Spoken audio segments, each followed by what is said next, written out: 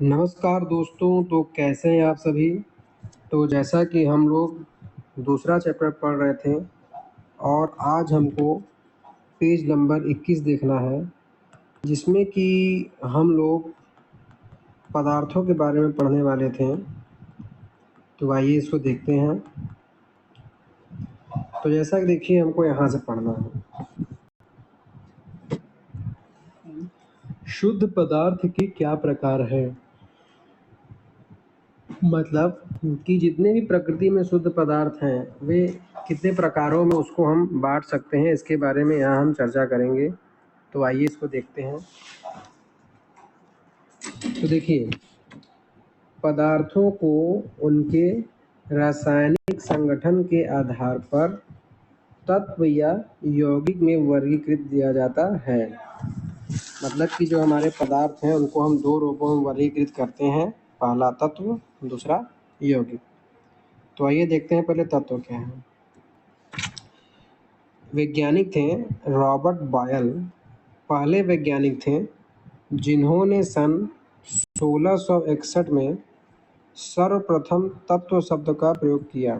ठीक है, सन 1661 ईस्वी में इन्होंने सबसे पहले तत्व शब्द का प्रयोग किया।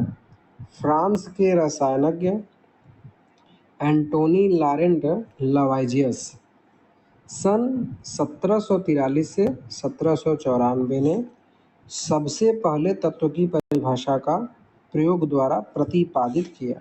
देखिए, यहाँ हमको दो चीज़ जानने को मिला कि रॉबर्ट बॉयल पहले वैज्ञानिक थे जिन्होंने इस शब्द का प्रयोग किया, लेकिन परिभाषा एंटोनी लॉरेंट लवाइजियस ने दिया था। तो इस चीज़ को ध्यान रखिएगा। उनके अनुसार तत्व पदार्थ का वह मूल रूप है जिसे रासायनिक प्रतिक्रिया द्वारा अन्य सरल पदार्थों में विभाजित नहीं किया जा सकता। तत्वों को साधारणतया धातु, अधातु तथा उपधातु में वर्गीकृत किया जा सकता है। मतलब कि जो ये तत्व हैं इनको हम तीन भाग में बांटते हैं, पहला है धातु में, दूसरा अधातु में और तीसरा उपधातु में। तत्वों को हम वर्गीकृत करते हैं। धातुएं प्रायः दिए गए निम्न गुण धर्मों में से सभी को या कुछ को प्रदर्शित करते हैं। तो देखिए, अब हम धातुओं की बात कर रहे हैं, तो धातुएं कौन कौन से गुणों को प्रदर्शित करते हैं इसको देखते हैं। तो देखिए, धातुएं जो हैं ये चमकीली होती हैं। जितनी भी धातुएं होती हैं ये सभी चमकीली होती हैं। ये चांदी जैसी सफ़ेद या सोने की तरह पीले रंग की होती हैं। ठीक है, मतलब कि ये जो धातुएं हैं ये चांदी जैसे सफ़ेद होती हैं या सोने की तरह पीली होती हैं। ये ताप तथा विद्युत की सुचालक होती हैं। मतलब कि इसमें ताप भी प्रवाह करता है और विद्युत भी। जैसे धातु में, जैसे लोहे की छड़ लें, एक सिरे पे गर्म करेंगे तो गर्मी यहाँ तक मिलेगी, करंट यहाँ फ्लो कराएंगे तो पूरे तार में फ्लो होता है, वही यहाँ बताया गया है।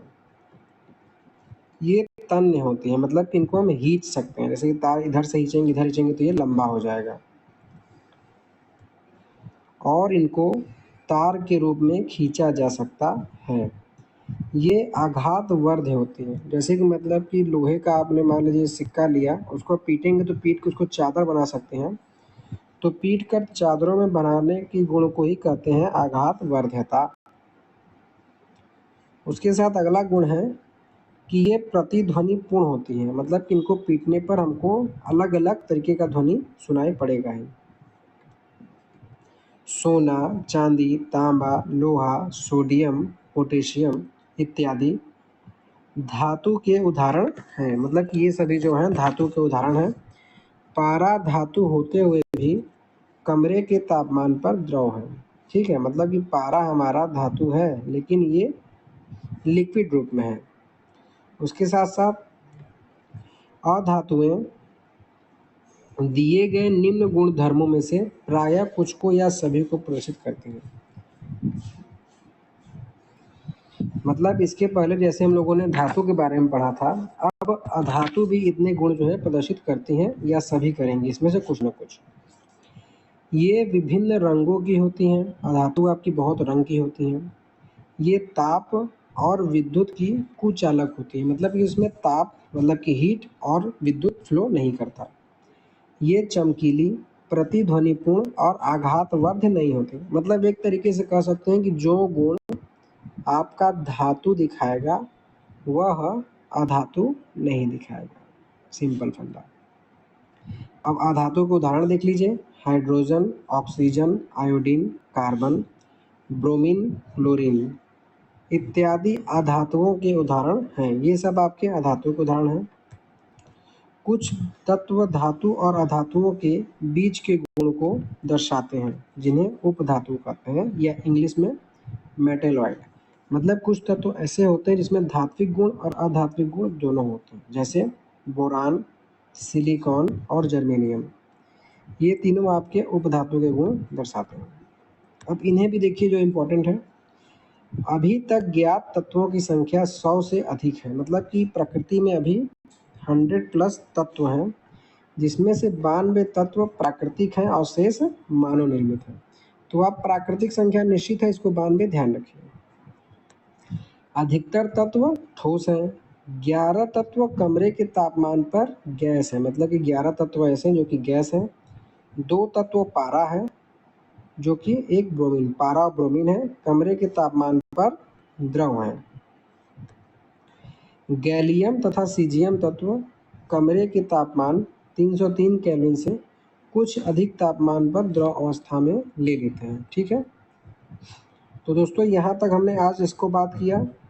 कल के लेक्चर में हम लोग यौगिक के बारे में बात करेंगे।